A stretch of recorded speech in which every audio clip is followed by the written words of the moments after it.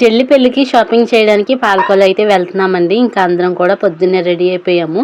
పెళ్లి షాపింగ్ అంటే మామూలుగా ఉండదు కదండి. పొద్దున్న వెళ్తే మాత్రం సాయంత్రానికి వస్తాము. అందుకే పొద్దున్నే రెడీ అయిపోయాము. ఇంకా మా ఇంటి పక్కనే మావి ఆటో ఉందండి. ఇంకా ఆటో అయితే పురమాయించుకున్నాం అన్నమాట. ఇంకా అందరం కలిసి వెళ్తే సెలక్షన్ బాగుంటది కదా అని ఇంకా వేరే అత్తయ్యకి కూడా చెప్పామండి, వస్తుంది. మేమైతే ఆటో మీద వెళ్ళిపోతాము, మా ఆయన గారుని. ఇంకా మా నాన్న అయితే బండి మీద వస్తున్నారండి. పాలకొల్లు అయితే వచ్చేసామండి. వీరభద్ర షాపింగ్ కి అయితే వచ్చాము. ఇక్కడైతే కొన్ని చూసామండి. పొట్టి చీర మాత్రం ఇక్కడే తీసుకున్నామండి. చాలా బాగున్నాయండి చీరలన్నీ కూడా చాలా బాగున్నాయి. కింద అయితే నేను ఫుల్ వీడియో లింక్ అయితే ఇస్తానండి. షాపింగ్ వీడియో మేము ఎక్కడెక్కడ తీసుకున్నాం అనేది అదన్నీ ఉంటుంది.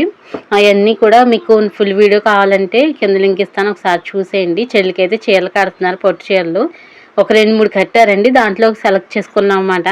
ఇది చేసుకున్నాం కానీ అంత ఒంట్లో కలిసిపోయినట్టు అంత నచ్చలేదండి. ఇంక ఇదైతే తీసుకోలేదు. ఇదైతే వర్క్లో ఉందండి, మామూలుగా అయితే కట్టించారు. ఇది వచ్చేసి వేరే షాప్లో అనమాట. ఇంకా వేరే షాప్లో తీసుకున్నామండి. ఆ షాప్లో కూడా తీసుకున్నాము. ఏమేమి తీసుకున్నాము అనేది మీరు ఫుల్ వీడియో చూస్తేనే మీకు తెలుస్తుందండి.